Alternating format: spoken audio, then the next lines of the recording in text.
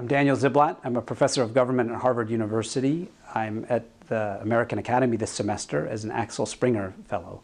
I'll be spending the semester studying the state of democracies around the world.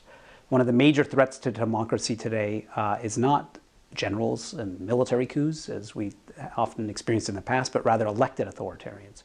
There are three big things that I think have changed over the last 15, 20 years. Number one, there's been a real slowdown in economic growth across advanced democracies, and this has exerted a lot of pressure on voters and citizens in their daily lives. There's increasing economic inequality, and all of this has made politics much more explosive. A second major change that's taken place is a major demographic change, that many societies have become much more diverse.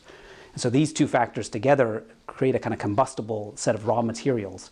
And so the third big factor, I think, is that politicians themselves, mainstream politicians, have not really effectively dealt with some of these challenges. And so one of the key preconditions of stable democracy is having stable, moderate center-right parties. And one of the questions I'm going to be asking is, why do center-right parties radicalize? We tend to think if somebody's on the left or a liberal, they tend to think that the weaker center-right parties are, the better things are.